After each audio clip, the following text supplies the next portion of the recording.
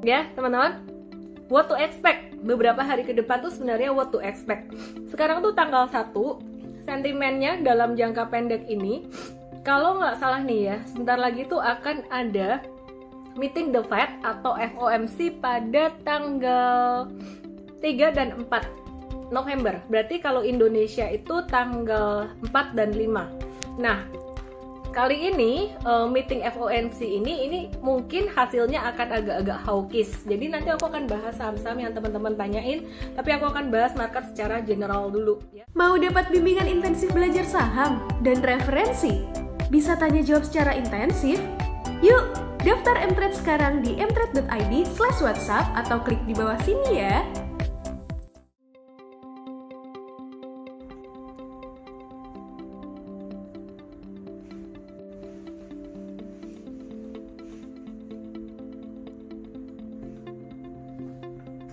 Hello everyone,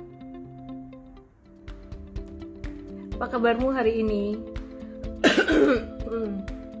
Sorry agak telat ya, 6 menit telat. Thank you buat semuanya yang udah setia nemenin aku setiap hari Senin sampai Jumat jam 8 malam setiap hari. Saya pengen tahu di sini siapa sih yang baru pertama kali atau baru-baru aja ini nonton Instagram live aku, dan siapa yang udah dari lama. Halo semuanya. Ada Jessica, Amanda, ada Susan Cucu, ada FQ23, Mulyani 08, Stevenson Lidarta, Andi Cia 9, halo Gracia Yenta Sandayana 25, Susan Cucu lagi. Sandisan, suara gak ada dan burem. Moso sih, suaraku lancar gak? Halo Roy Sakti, suaraku lancar gak? Koko Roy Sakti, Cici Susan. Saya udah lama ya, aku tahu si Susan udah lama. Halo, bahas apa kali ini? Tomato Iseville. Bahas apa ya? Bahas saham pastinya. Bahas saham, semua saham aku bahas. Yang nanya apa aku bahas, dan juga bahas kripto juga. Lancar ya? Oke, good. Berarti halo Bu Lili. Berarti kalau yang nggak lancar itu internetnya sendiri yang mesti dibenerin, ganti wifi. Oke, aku akan mulai dari composite atau dari IHSG dulu nih. Nah, IHSG-nya setelah kemarin mantul dari MA20, seperti yang kita udah antisipasi dalam morning briefing pagi ini. Tadi pagi di morning briefing kita ada bahas bahwa IHSG itu potensi bergerak dalam range sekitaran 6524 dan 6627 gitu ya. Nah, jadi itu range konsolidasi yang sempit gitu. Dapatnya dari mana? Dapatnya dua angka ini adalah dari low pada tanggal 22 Oktober di angka 66 sekitaran 6621, dan juga low pada tanggal 28 Oktober di 65 sekitaran 6519. Mungkin nggak pas ya, beda-beda dikit. Jadi setelah kemarin mantul dari MA20-nya, hari ini IHSG tadi dibuka agak gap up dikit, tapi ditutupnya terkoreksi dan masih ketahan di MA20. Jadi MA20 ini buat IHSG masih tetap jadi satu MA yang cukup kuat, jadi support yang cukup kuat gitu. Aduh, hidungku kok gatel ya. Ada yang ngomongin nih kali. Semoga gejala mau cuan. Oke, ya teman-teman. What to expect beberapa hari ke depan tuh sebenarnya what to expect. Sekarang tuh tanggal 1, sentimennya dalam jangka pendek ini, kalau nggak salah nih ya, sebentar lagi tuh akan ada meeting the Fed atau FOMC pada tanggal 3 dan 4 November. Berarti kalau Indonesia itu tanggal 4 dan 5. Nah, kali ini meeting FOMC ini mungkin hasilnya akan agak-agak hawkish. Jadi nanti aku akan bahas saham-saham yang teman-teman tanyain, tapi aku akan bahas market secara general dulu ya. Jadi FOMC meeting ini sifatnya akan agak-agak hawkish. Hawkish tuh apa sih? Teddy Polandra, iseng banget.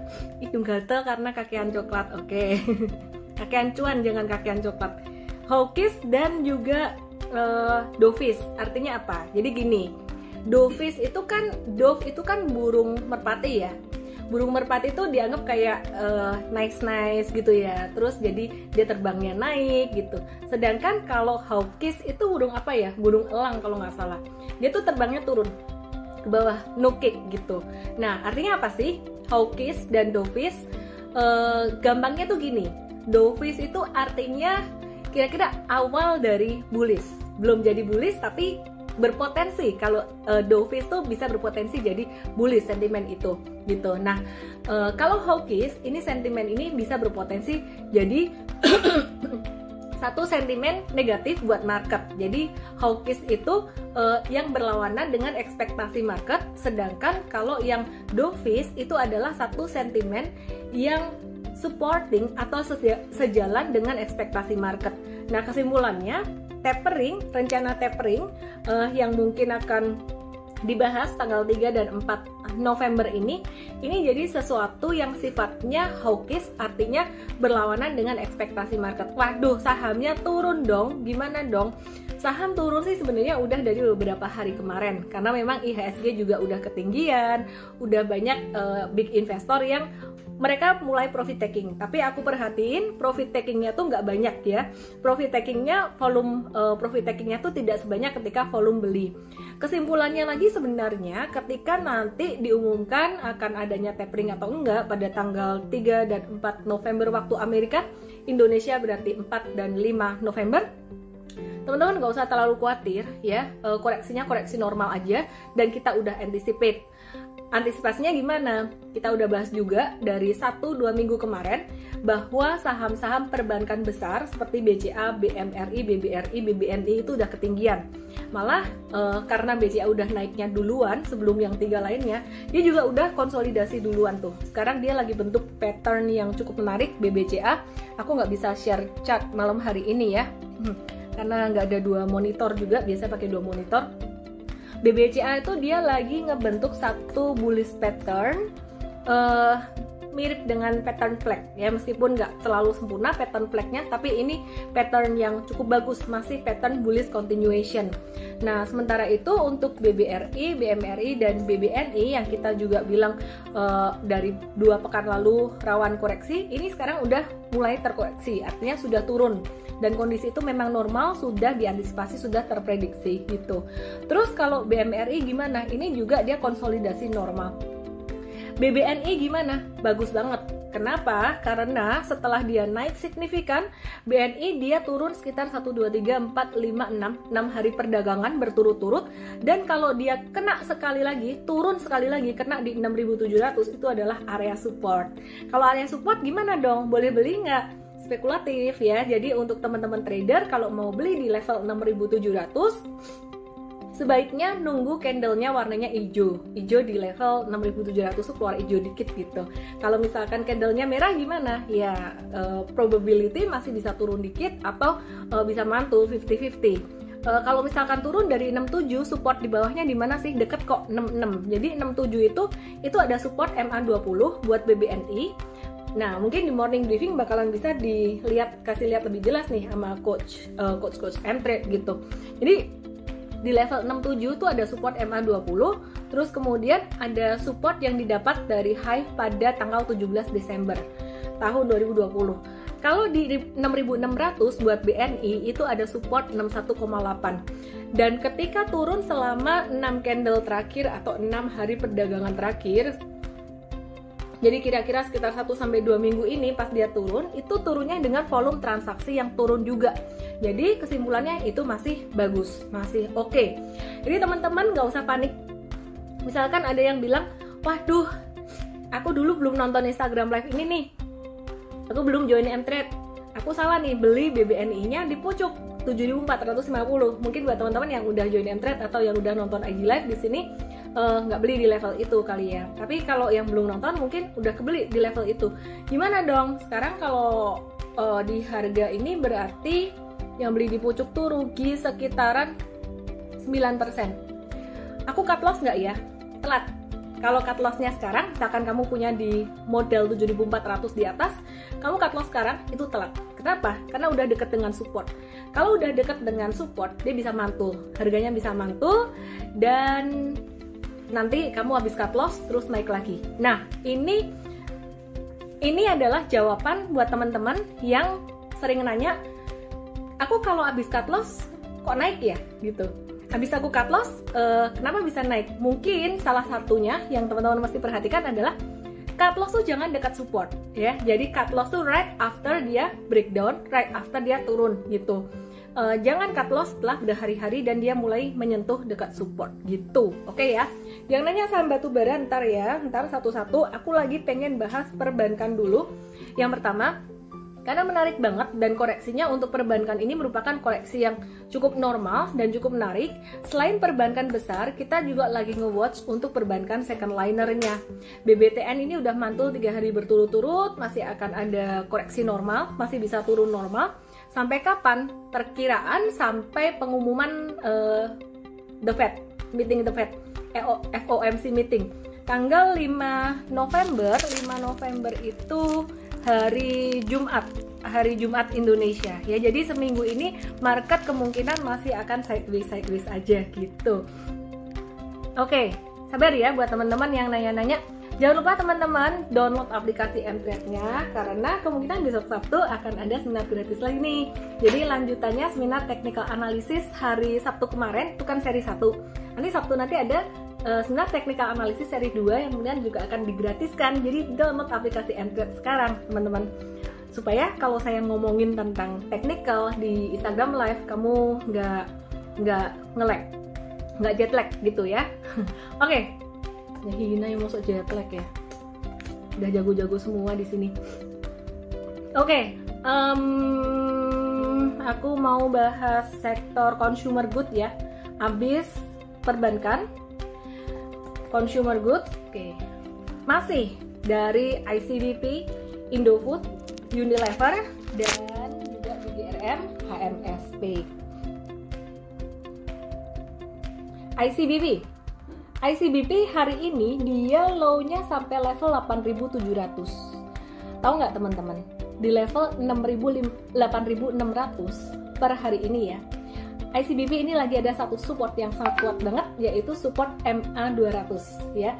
Jadi di level 8.600 tuh support yang sangat kuat sekali, MA200 ya. Jadi kalau misalkan mau nawar, mau beli, mau buy on weakness, dekat-dekat angka itu tuh angka bagus. Wah tapi tadi aku kebelinya di 8.800, nggak masalah, beda-beda dikit gitu.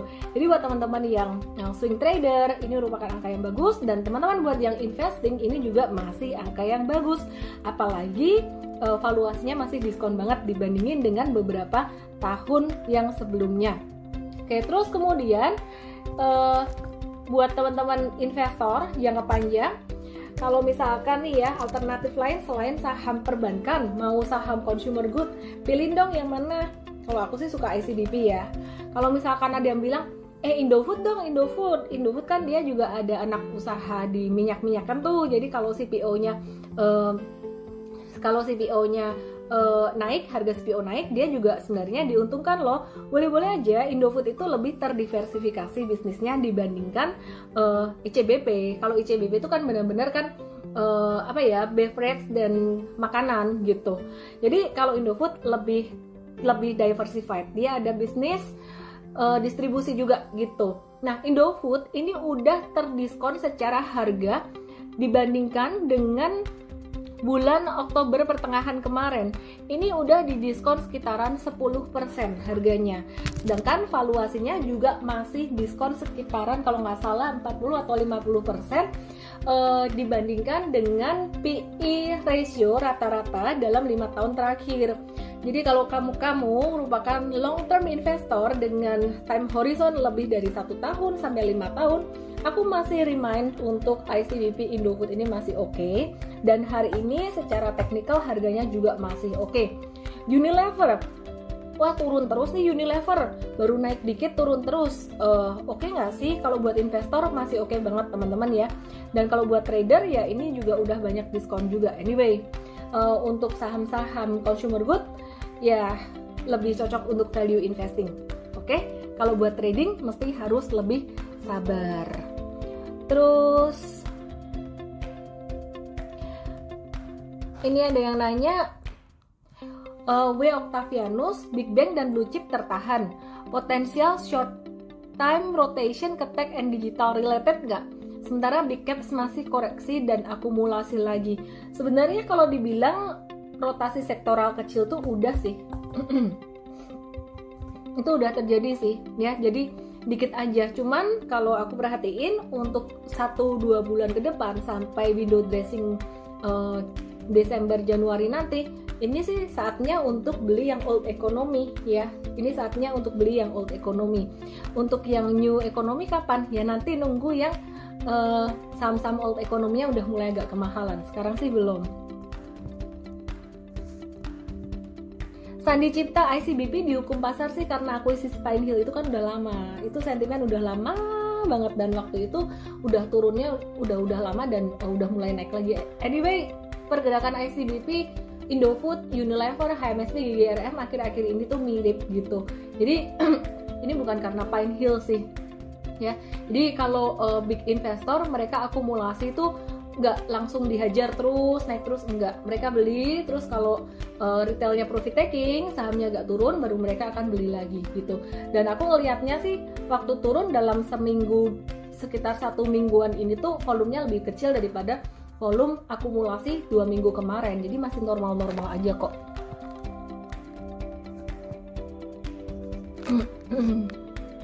Raymond.id, Miss kenapa selalu rekomen ICBP sejak lama? Hehe, pengen tahu. Aku bukan selalu rekomen ICBP, enggak. Timingnya. Karena kalau buat investasi jangka panjang memang untuk beberapa hari, bahkan untuk 1 bulan, selama valuasinya masih murah, itu masih bisa di-mention, itu masih bisa kita watch. Beda halnya dengan trading. Kalau trading kan kita ngomongnya kan gonta-ganti ya, hari ini dan minggu depan itu bisa beda cerita gitu. Jadi bukan saya fanatik ICBP, enggak. Karena memang sekarang timingnya, valuasinya memang lagi murah itu. Nanti kalau misalkan udah jalan sekitaran sebulan 2 bulan, marketnya udah naik kencang dan ICBP udah naik kencang, itu juga udah nggak cocok untuk dijadiin value investing. Mungkin teman-teman yang nyimak terus Instagram live saya, November atau Oktober tahun 2020 itu saya banyak mentionnya TLKM karena waktu itu juga TLKM udah mulai ada tanda reversal. Sedangkan di bulan September kemarin kita banyak mentionnya saham-saham perbankan ya, termasuk juga waktu itu kita ada nge-live bareng BCA, Bank Mandiri, BBRI dan juga BBNI. Jadi it's all about timing gitu aja ya. Jadi nggak usah fanatik saham tertentu.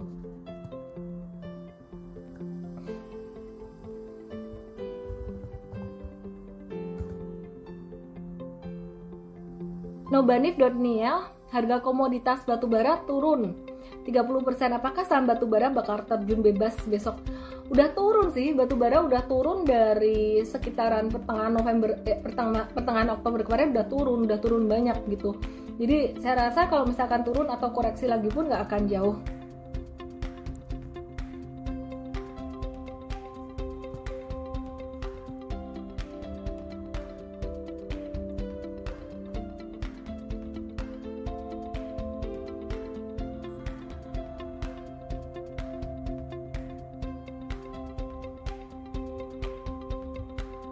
Bentar ya guys ya.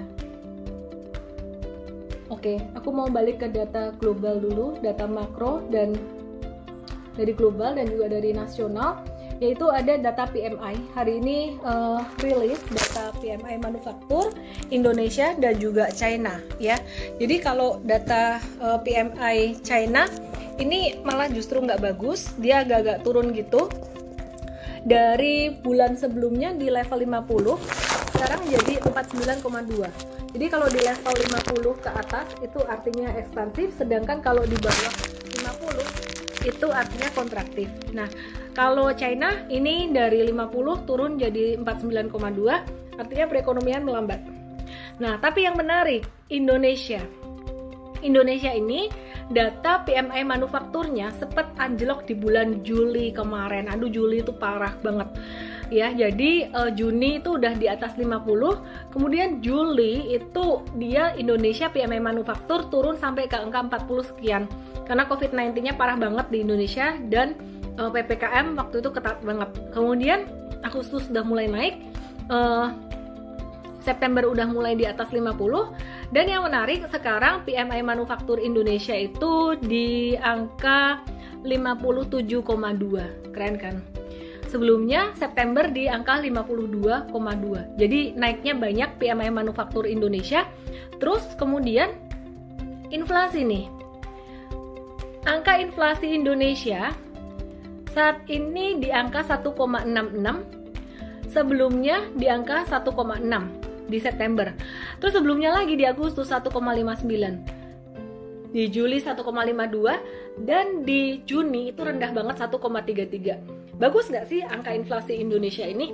Kalau ngelihat perekonomian Indonesia yang sempat stagnan, sempat melambat karena PPKM, angka inflasi Indonesia di angka 1,66 ini sangat bagus sekali. Kenapa? Karena ini menunjukkan bahwa perekonomian udah mulai bergerak. Mungkin ada yang bilang, wah inflasi nggak bagus dong, siapa kata? Ya, kalau inflasi terlalu rendah bahkan jadi deflasi, itu artinya perekonomian tidak bergerak. Tapi kalau inflasinya dalam batas yang wajar, justru ini menunjukkan perekonomian bergerak. Kalau inflasi ketinggian itu juga nggak bagus. Oke, jadi sebenarnya teman-teman, kalau teman-teman nanya ke saya, gimana sih nanti dampaknya tapering seandainya terjadi tapering dalam waktu dekat? Mungkin tanggal 5 Indonesia, tanggal 4 US tuh hasil FOMC meeting keluar, tapering sifatnya ada koreksi temporer aja, jangka pendek. Kenapa? Karena perekonomian Indonesia udah mulai membaik ya. Jadi all sektor, kalau aku sih lebih fokus saat ini lebih ke old economy yang sekarang lagi diskon, baik perbankan maupun consumer good dan juga sektor lainnya.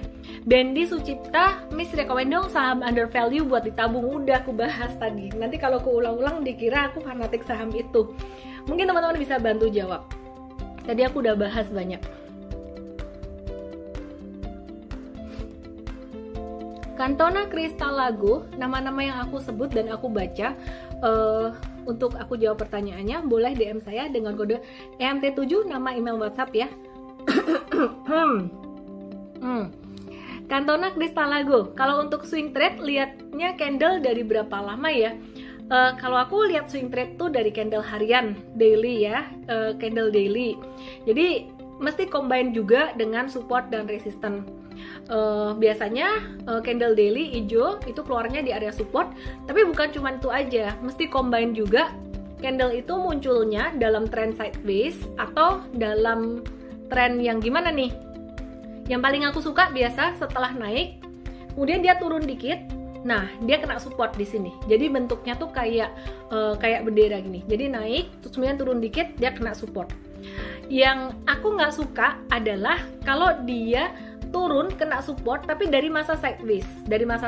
Nah, nanti aku akan jelasin contoh-contohnya di seminar analisis teknikal besok hari Sabtu, gratis buat kamu-kamu semuanya. Cara ikutnya download aja aplikasi Mtrade, dan klik banner ya, klik banner acara hari Sabtu nanti jam 10. Jadi Sabtu kemarin itu kita udah kasih seminar analisis teknikal buat pemula seri satunya. Kita bicara tentang tren, kita bicara tentang support resistance. Nanti yang berikutnya kita akan lebih banyak bicara tentang chart pattern dan juga candle.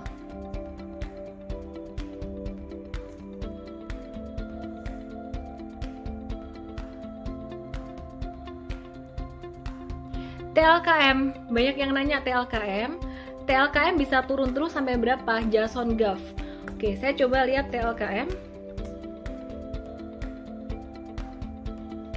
Iya, TLKM baru menunjukkan pattern bearish reversal dan baru hari ini breakdown dari trend lainnya, baru aja breakdown juga dari MA20-nya. Dia bisa turun sampai ke level 3570 atau 3600-an. Jangka pendek dia bisa sampai ke situ. And that's normal. Hello, welcome bear in November. Enggak kok. Ini bearnya cuma ngintip-ngintip doang. Ya, jadi bantengnya lagi istirahat sebentar. Bearnya cuma manggung baby bear aja nih, kecil-kecil aja, jadi nggak usah takut. Saya sih masih optimis akhir tahun nanti masih akan bullish lagi. Jadi kalau sekarang banyak yang turun-turun, manfaatkan untuk beli, terutama buat kamu-kamu yang belum punya portfolio investing ya, karena kesempatan investasi nggak datang tiap hari. Mungkin sekarang masih dikasih kesempatan 1 bulan ini, tapi kalau untuk tahun depan itu udah lain cerita. Kalau trading banyak lah. Musdalifah Vira, misal murah yang dapat dibeli sebelum akhir tahun. Murah tuh apa? Murah secara harga, disupport terus mantul, kamu pengen cuan dalam beberapa hari, atau kamu mau simpen sampai setahun, 2 tahun, 3 tahun ke depan kelebihan uang dan biarin aja di situ daripada duitnya di deposito. Maunya yang gimana? Kalau maunya yang disupport buat trading ya beda dengan yang buat investing. Kalau yang buat investing, contohnya saham-saham consumer good yang tadi aku sebut di awal, valuasinya terdiskon gitu. Oke, sekarang ICBP aku udah bahas tadi ya. Yang ketinggalan nanti lihat aja rekamannya. Untuk saham konstruksi gimana? Waskita sebenarnya kemarin kena area support sih. Tapi perkiraan ya, ini mantulnya nggak akan jauh dalam jangka pendek. Ini akan mantul sampai area 975 seribuan aja. Habis itu bisa koreksi normal, baru kemudian naik lagi. Jadi ini paling kalau naik dikit aja sampai tapering, sampai rapat FOMC meeting Jumat. Kemungkinan baru bisa ngegas agak cepat, bukan cuma konstruksi, tapi semua saham kemungkinan pekan depan. Ya, jadi setelah FOMC meeting kita lihat dulu lah hasilnya gimana. Saya rasa sih FOMC meeting yang sifatnya hawkish ini udah mulai terdiskon oleh market. Jadi sudah terantisipasi, market udah nggak terlalu khawatir, nggak terlalu stres gitu.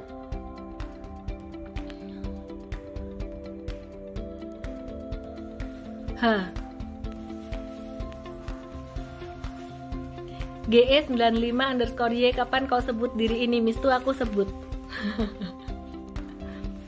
Baktiar.ek, oh ya, ingetin disclaimer ya, semua yang aku bahas di sini pakai analisis teknikal dan fundamental, tapi bukan berarti semuanya langsung naik dalam waktu dekat gitu ya. Oke.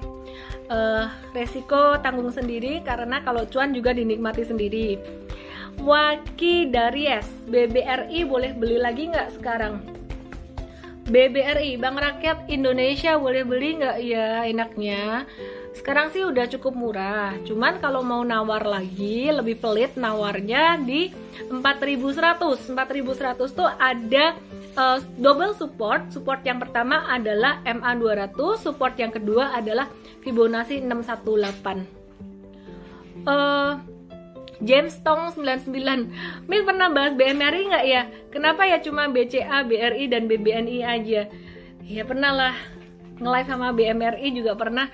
Cuman BMRI ini posisi nanggung banget sih. Dia konsolidasinya balik lagi ke atas, mantul ke atas di level 7250, jangan beli dulu deh. Ini secara teknikal, secara harga agak ketinggian, bisa koreksi normal. Kalau koreksi normal itu sampai ke level 7.000 gitu. Jadi sampai ke level 7.000 atau bahkan bisa sampai ke level 6825 gitu. Susi Lopra, besok kemungkinan gimana Ci? Akankah bisa swing lagi atau masih tren turun? Besok rasanya sih bakalan naik dikit-dikit doang. Saham-saham yang disupport itu bisa mantul dikit-dikit doang. Paling kalau swing trading kayak saham-saham yang kita beli hari ini, profit taking besok atau lusa itu kayak profit takingnya nggak sampai bisa jauh gitu. Kenapa? Sekali lagi sih market saat ini masih lagi galau, nungguin FOMC meeting gitu. Jadi masih wait and see sifatnya. Halo Bu Karta DJR join.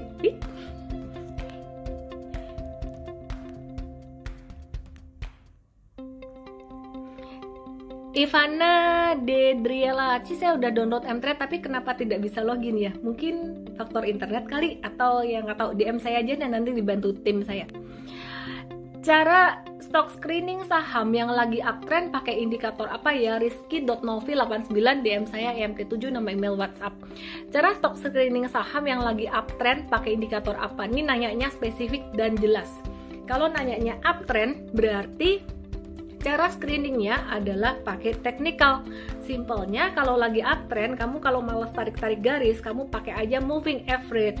Cari saham-saham yang moving average-nya tuh golden cross, artinya MA kecil berada di atas MA besar, memotong di atas MA besar, atau saham yang harganya naik ya di atas MA, breakout di atas MA, itu bisa juga gitu ya. Jadi spesifiknya kayak gitu. Tapi kalau misalkan teman-teman carinya screening buat investasi, kita bukan pakai technical duluan. Kalau buat investasi kita lebih lihat ke bisnis model perusahaan dulu, terus kemudian kita lihat ke valuasinya. Nah, kalau teman-teman value growth investing, lihat ke profitabilitas dia juga gitu. Jadi kalau Warren Buffett sendiri, dia sebenarnya udah bukan murni value investor. Dia nggak 100% pakai strategi Benjamin Graham dalam bukunya, aku lupa buku Benjamin Graham apa, Intelligent Investor. Itu buku itu dibuat pada tahun sekitaran 1920-an kalau nggak salah. Nah, Warren Buffett sendiri dia sudah improvisasi, dia sudah berubah. Tahun 1950-1960-an dia udah mix dengan growth investing, dan waktu itu Warren Buffett bilang seiring berjalannya waktu sampai 1990-an dia bilang dia nggak beli perusahaan teknologi karena dia nggak ngerti cara mainnya. Tapi belakangan masuk tahun 2000-an ke belakang, teman-teman tahu nggak portofolio Warren Buffett itu yang paling gede di portfolionya emiten apa? Perusahaan apa? Apple. Jadi kesimpulannya di sini, teman-teman kalau misalkan mau screening saham buat investasi jangka panjang, pakai strategi Benjamin Graham tok. Itu artinya udah jadul. Dan satu hal lagi yang perlu dipelajari, yang bisa dipelajari dari Warren Buffett adalah kerendahan hati dia untuk terus memperbaiki diri, untuk terus mengimprovisasi diri dan mengikuti perkembangan zaman. Bayangin kalau Warren Buffett dia nggak mau berubah. Dan di Amerika saat ini perusahaan-perusahaan besar yang mendominasi, yang kapitalisasinya gede itu adalah perusahaan dari teknologi. Pasti dia juga akan ketinggalan kesempatan. Dan Warren Buffett sendiri dengan sangat rendah hati pada annual meeting di tahun 2019 ya, yang waktu itu saya juga sangat beruntung sekali bisa lihat Warren Buffett sebelum masa pandemi gitu. Dia bilang gini, dia bilang bahwa dia tuh telat masuk ke Amazon, beli Amazon tuh telat gitu, karena mindset dia yang dia anti perusahaan teknologi karena nggak paham gitu ya. Jadi ini aku mau nyambung ke Indonesia, teman-teman. Di Indonesia sendiri kalau kita perhatikan tahun 2022 ke depan, di tahun-tahun ke depan, kita akan mulai melihat banyak perusahaan teknologi yang listing di Indonesia. Mungkin nanti akan ada Gojek Tokopedia. Coba dong teman-teman tulis di sini, kalau GoTo IPO, kamu mau beli nggak? Coba ditulis di komen, buy GoTo or no buy GoTo. Aku pengen tahu kalian mau beli nggak untuk GoTo gitu. Nah, jadi teman-teman kalau diperhatiin, nanti tahun 2022 perusahaan teknologi tech unicorn maupun yang non unicorn, mereka akan mulai banyak yang IPO dan kapitalisasinya tuh gede-gede. Saya percaya ini akan menjadi satu game changer buat Indonesia ke depan. Jadi kita open minded juga untuk mulai lihat-lihat saham seperti itu. Nah, ini ada yang bilang buy, ada yang bilang nggak buy. Mungkin ada beberapa yang nggak buy itu kenapa? Karena takut mungkin ya, karena Bukalapak kemarin turun terus gitu. Cuman tetap harus open minded, tetap harus dipelajari gitu. Akan ada waktunya saham-saham growth bisa menjadi value stock. Seperti Amazon dulu growth stock bisa jadi value stock juga. Oke, balik lagi ke topik hari ini.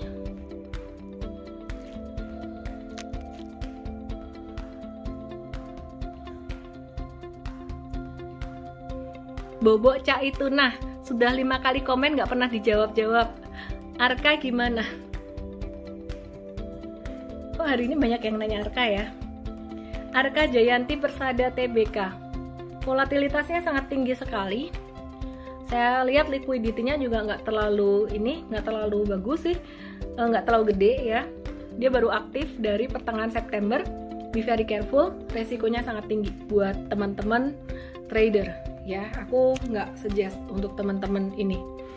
Bisa naik nggak? Ya bisa naik sih, bisa-bisa aja. Tapi jangan cuma mikir bisa naiknya, bisa turun nggak? Dan kalau turun bisa keluar nggak gitu. Yang paling penting kan mau jualan, bisa jualan nggak gitu. Yang paling bahaya sebenarnya bukan masalah saham turun, yang paling bahaya adalah kalau kamu mau jualan saham tersebut dan nggak bisa jualan karena bidnya tipis, likuiditasnya tipis. Aku pernah ngerasain itu. Deg-degan. Kenapa? Deg-degan karena belinya kebanyakan. Nah, itu salah juga gitu ya. Oke. Ricky Mil Harsha, langsung aja DM saya MT7 nama email WhatsApp. Miss, bagus nggak kita invest jangka panjang di suatu perusahaan tapi hanya punya beberapa lot? Nggak ada bener salah. Nggak ada bener salah. Yang penting kamu nyaman dengan jumlah uang yang kamu masukin di situ, nggak bikin kamu stres pas dia naik, nggak bikin kamu terlalu euforia juga gitu. Tolong review Antam dong, Just Brima.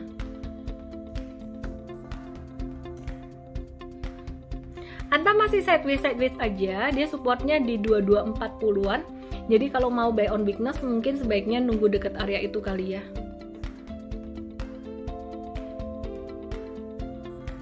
Crystal Skies 9, untuk MA sebaiknya view yang daily, weekly atau monthly ya. Daily untuk trader, monthly untuk investor, weekly nanggung aku jarang lihat. Kalau untuk crypto aku pakainya biasa H4 dan daily. Oke. Clothing Gorgeous, keras hari ini mantul ya. Oh ya, ini banyak laporan keuangan ya, banyak laporan keuangan emiten muncul, dirilis. Aku mau update dikit, mungkin selengkapnya akan dibahas di Mtrade sih. Nah, ini banyak yang naik tinggi-tinggi tuh perusahaan yang second liner, malah bukan yang blue chip. MPMX, dia labanya naik 3000% lebih secara tahunan, keras dia naik 309% lebih.